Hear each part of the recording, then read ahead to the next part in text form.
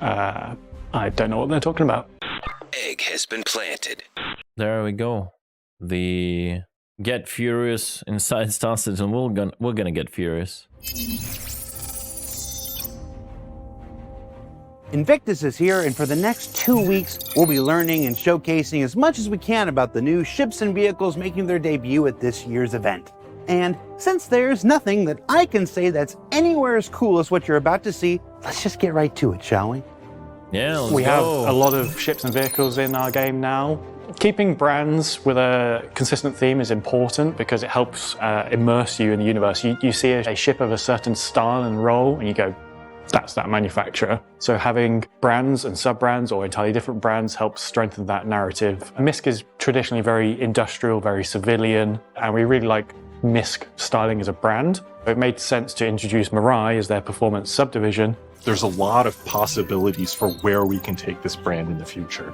And not only will Mirai be heading in new directions design-wise, it's also a great opportunity to go in unsafe directions that maybe MISC wouldn't have done themselves. Kind of blending of human and Xi'an technology already in MISC, and one of their charges is going to be taking it even farther.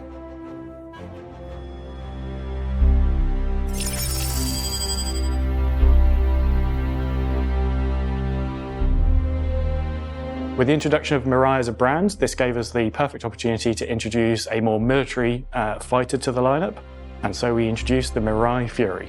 The Mirai Fury is extremely compact. So how did the ship get up here without the carrier? Where is it gonna go? It allows itself to fold up into as small a package as we could possibly make a ship of this classification. The Fury is a cockpit with some engines, some components, and some weapons strapped to it, to put it bluntly. So the Mirai Fury aims to take Now, everything that makes Xi'an if super someone impressive, tells me that makes Xi'an super, To put it bluntly. so the that this doesn't look like a TIE Interceptor, or like, oh, have you seen it? It doesn't look like a TIE Interceptor. If someone tells me this doesn't look like a TIE Interceptor, just don't make me laugh. Mirai Fury aims to take everything that makes Xi'an super impressive with Everything that makes Star Wars super impressive. all of its grav tech and ability to gimbal thrusters and be super maneuverable. It has really cool folding wings that allows you to get it into tiny ships. So if you have a ship with a cargo grid or an area for cargo that's large enough and a door big enough to fit it in, you can get the ship on board and helps provide on-demand support from any. That's it fits even in a Valkyrie. That's impressive. Attacks that you may find yourself coming under whilst out in deep space. Some might look at this and say the Mirai Fury reminds them of another popular spacecraft. What would you say to that? I don't know what they're talking about. Yep. So when you approach the Fury, you'll first notice this big glass dome Like, that gives you massive visibility. I don't really know, like, if should I laugh about it or not. Like, it's just like, it would be a fun joke, but I don't know if it is. Okay. And then the seat will pop out and come and present itself to you, a little bit like the Asperia Talon. So you get to look at this massive glass canopy, which is super helpful for the pilot. And when it's in like its collapsed mode, you get to see all the different underneath parts of the wing with all like the nose step on it, where the maintenance guys would have to step on. You've got the component bays coming out the side of the body. Everywhere you go, there's just components everywhere. It's crazy how densely packed this thing is together. Like, initially I expected majority of ships to be like that. Not to have a vista to walk around in, you know, also in a Mantis. That's something that reminds me actually more of a, like, actual ship than, and using the space, the internal space properly, unlike the majority of the ships. So, I mean, a lot of people don't like the looks of the ship and the way it's designed. For me, it makes actually perfect sense. Right. Got air-to-air refueling port on the top. You've got all your personal storage. Yeah, and the flaps at the back as well. We can't wait to get atmospheric flight in so those things can work for you. The lights on the end of the wingtips as well that will blink intermittently, so they'll swap around. So when you're in transform mode, they'll kind of like switch which one's going. Alex did an amazing job on that. Will the light all around the back? Will the light even point like more than 10 meters forward, I wonder? Thrusters kind of presenting themselves to you in their gravity cradle that will flip up and down depending on whether it's landed or not. When you're in atmosphere, you'll notice the bottom ones move more than the top, but once you're in space, that flips around. It's so maneuverable. You're constantly going to be throwing it around in directions it shouldn't be. You're like pulling stupid amounts of G-forces. So having that visibility is going to be really important, and it's something we tried our best not to compromise on. The view from the cockpit allows you to see pretty much the whole picture of combat ahead of you. You have fantastic agility to maneuver yourself around threats, and it just looks really cool. Just the cockpit picture you have with the guns in your view all the time, firing away, missiles launching right next to your head. It's a truly unique experience compared to our other ships. We really tried to keep the HUD as minimal as possible. That was something I spent a lot of time in white box designing, like the layout of it and stuff. And we ended up settling on just a small kind of like glass transparent panel of all the MFDs and the radar at the top. The flight controls fold out of the armrest. There's a lot going on for people flying this ship. So the last thing we want is to overthrow you with buttons. Area to actually shoot is tiny, right? This thing's like a real glass cannon. It's got such a dominating small profile. You probably look at it come towards you like, oh, what is that? It feels like a wasp, but you'll probably... I don't know. It's the biggest snub fighter, I think, possible. Like the profile of an Archimedes, I'm pretty sure it's smaller actually. So I don't know about that. We will have to see. Hear it hit you before you realize what it is. The profile of this, it's so aggressive. It's like these massive triangle shapes, but it's still got that misc kind of flow to it. So one of the things I cannot wait to see is when I'm stood on like Daymar or something and I look up and see like 5 of these things whiz past me at stupid speed. No. 5 of these things is above the server capacity. Okay? It's just really satisfying to see this silhouette flying around, whether you're in it or on the floor looking up. The Fury chassis is designed to support multiple variants, and we're exploring these over time. But we are introducing an additional variant alongside the base version at Invictus launch week. Variant the Fury MX takes the core of the base Fury and simply replaces all the guns with all the missiles. The amount of missiles on the wings is just stupid. I remember being told how many we were going to be putting on it, and I did everything I could to make sure everything that was supposed to be a size 2 stayed a size 2. I think we've got 20 missiles on it now, and only I think it's 8 of them are size 1s, so yeah, have fun with that. It's the absolute Nova damage variant. This thing is designed to put out the maximum amount of damage in as short a period of time as possible.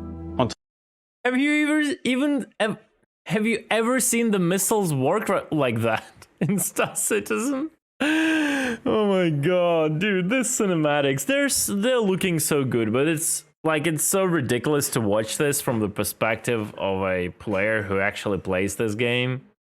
On top of all the missiles, we also add a deployable blast shield, which provides additional armor to the front of the ship, whilst reducing visibility as the trade-off for that. We really wanted to make this... What kind of protection? How it works? Talk to us. Because we have the blast shield on the Drake cutter, explain. Variant feel different, and that's exactly what we've got here with the blast shield. I just think it's awesome the way it comes down. We got the little Mirai boot screen as well, taking some of the inspiration from some of the more alien manufacturers. Just made stuff again transparent as well, and it really gives it that kind of alien vibe. You can tell Xi'an Tech's been involved with it when you look at it when its blast shield's down. It's got all these cool sensors on the outside. It just looks utterly terrifying, and it's awesome. So the MX is designed to launch from the parent craft, do one or more multiple missile attacks on larger crafts. So you launch, you commit to your run, deploy your blast shield down, launch a payload, and then get out of dodge and return. Why would I And deploy my blast shield? Can they explain? I don't get it. using all the tractor beam Does it have a more like an HP pool, like I don't know, something? Yeah, it's just like pretending kind of video. I don't know. improvements in Alpha 319. You can then rearm the ship and repeat to your heart's content.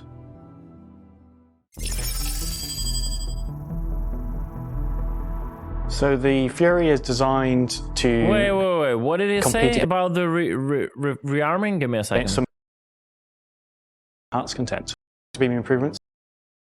Launch a payload and then get out of dodge and return. And utilizing all the tractor beam improvements in Alpha 319, you can then rearm the ship and repeat to your heart's content. Explain. What improvements in 319 allow you to rearm your ship? Let's be real here.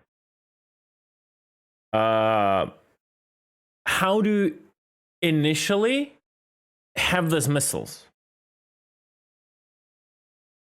in your ship to replenish it? You cannot put the missiles from your station inventory. You just cannot do that. Like they cog blocked it. There is no way unless you salvage specific ships that have specific size of missiles into your ship. It just makes no sense. You shouldn't need to do that.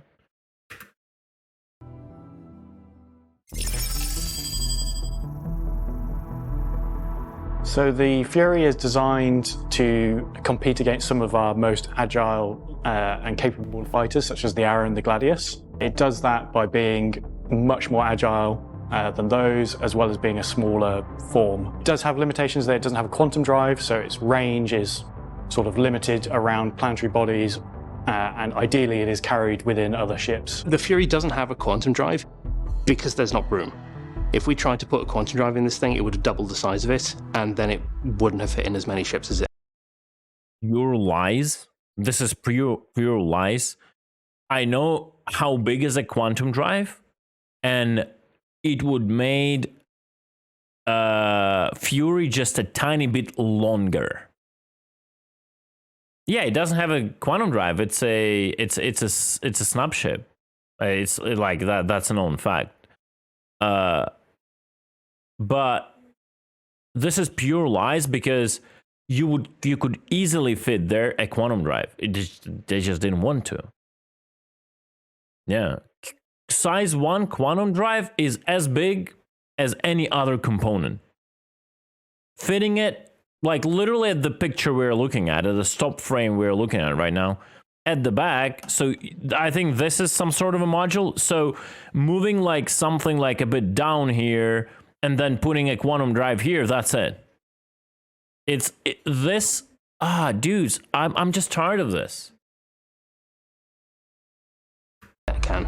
It's more maneuverable, it's faster, it's more heavily armed. It's got everything going for it. My favorite thing about the Mirai Fury is definitely the thrusters. We've managed to get fully 180-degree rotating main thrusters, meaning that we don't have specific retros. This also means that it's got much more efficiency when it comes to turning and strafing and all sorts of flight maneuvers, because it can put its main thrust in pretty much whichever direction it needs to go. So I don't understand one thing. So the thrusters are at the back, right? They're not at the center of mass, as far as I understand, right? If you want to strafe up, if there are no maneuvering thrusters to counter it, how it's gonna work? It's like the bottom thrusters will fire down, but then if you have a ship, right, and here are the bottom thrusters which fire down, right? They fire down so the ship goes up, right? If they're not in the center of mass, what would happen? It would point the ship down, right? Like point the ship down. So how do they compensate for that, right? I just don't understand.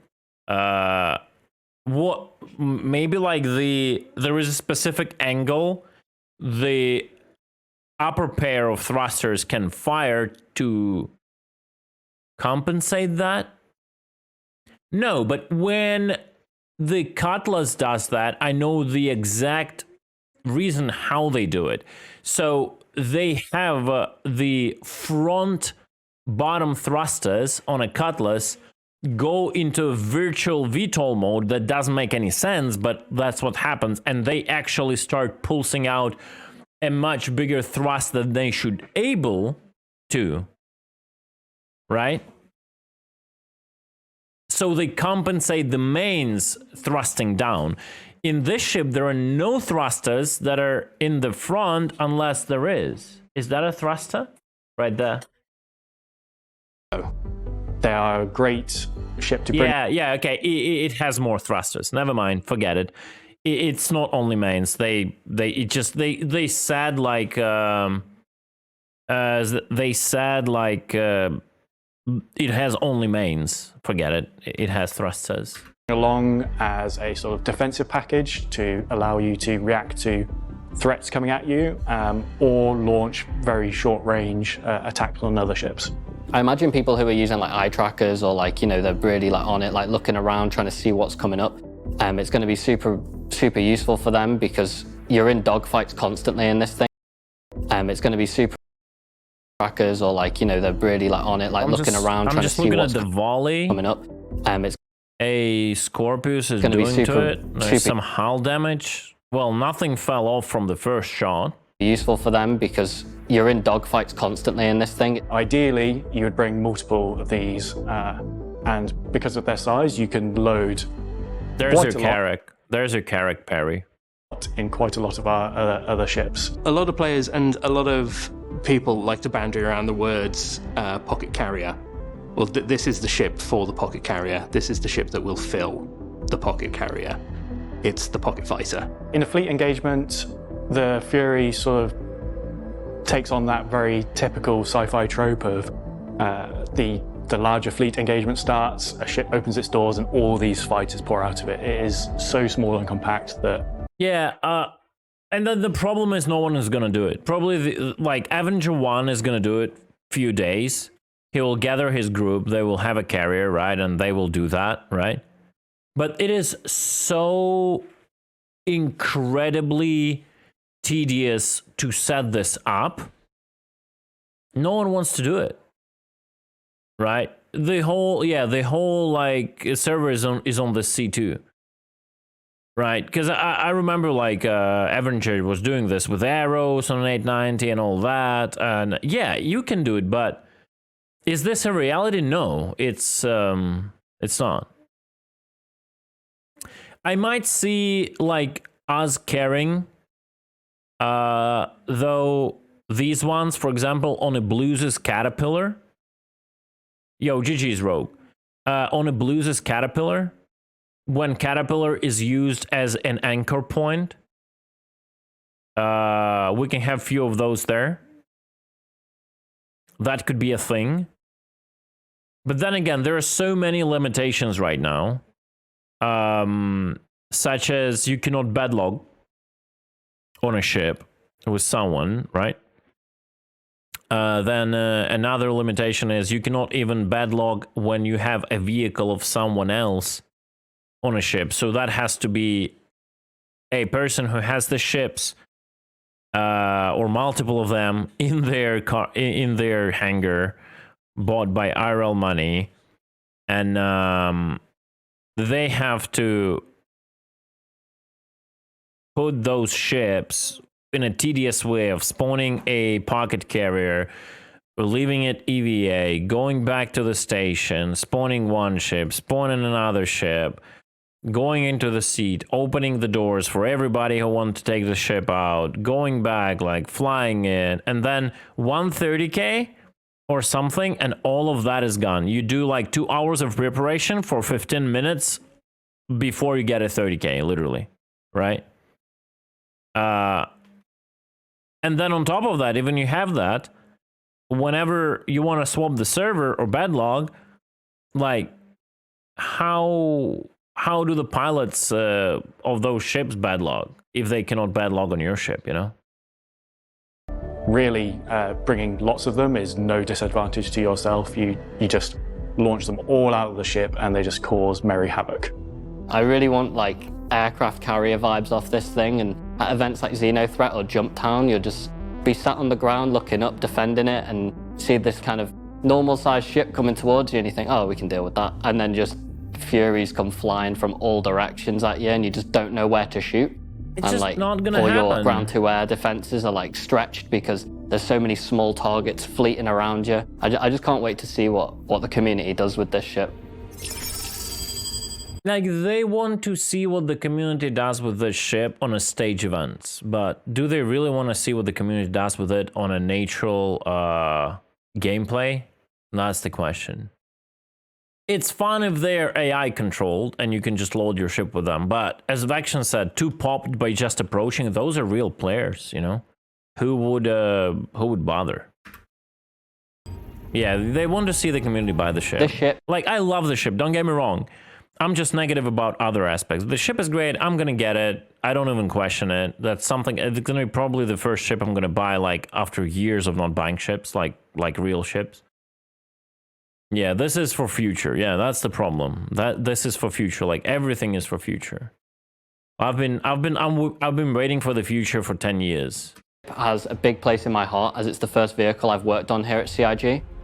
I had so much fun designing like all the intricate details and how it would fold away and how it would all. This dude doesn't look like he's 12. He's definitely young, and I'm not gonna lie. In the design, I can actually see that the ship is done by not the guy who grew up on the sci-fi art of the 70s and 80s, and that's good. So I don't know if you're saying this is a negative or not, Pekin, but I really like the design. I can see the more modern and better approach in the design of the ship. So yeah, I like it. I have no issues with that. Transform when it's in deployed mode, and I was so like, you basically look at the design of the ship, and then you look at the concept artists of like ArtStation and all that, all those websites, and you can see that yeah, that's better than the Space Jet Fighter. So I totally love it. like impressed and amazed by how everyone from all the different departments brought it together. So it was like this massive moving, everything just seems to be moving constantly when you fly it around. And it really feels like it's alive almost, and it's really satisfying to just see how it comes over. And I can't wait to work on more ships that give me that feeling. And hopefully everyone is excited about the Fury as we are internally. It's been probably one of the most favoured ships internally during its development. Then we'll look at doing some more variants in the future. So what did we learn this week? Well, we learned Mirai is making one heck of a first impression with the new Fury, that there are 2 variants making their debut at this year's event, and that good things sometimes do come in small packages, and that if there ever was a ship that punched above its weight class, this would pretty much be the one. Yep. I said the thing. Now, don't forget that Invictus Launch Week starts proper tomorrow, with all the festivities you're used to returning alongside with it. How many F8 Lightnings are going to be stolen this year? We really want to know. Well, I mean, because I definitely don't have anything wagered in that office pool that we definitely don't have going. And of course, enjoy the improved new player experience, Loreville, tractor beam improvements, mining updates, new missions, and everything else the recently released Alpha 319 has to offer. For Inside Star Citizen, I'm Jared Huckabee. Thanks for exploring the process of game development with us, and we'll see you all here next week. Thank you, Jared. That was fun and frustrating at the same time. I kind of like the ship, but yeah, but in Wrath Squadron, the 5th book in the series, they had them as an optional upgrade. And then in Avenger Squadron in the expansion pack for the game, they had them too. So, what I'm saying is, can we? Please? What was that about? I didn't even get the reference. I'm too not in the. I'm too not nerdy. All right. That's it. Thank you, Jared. That was good. Good or whatever. Whatever you feel it is.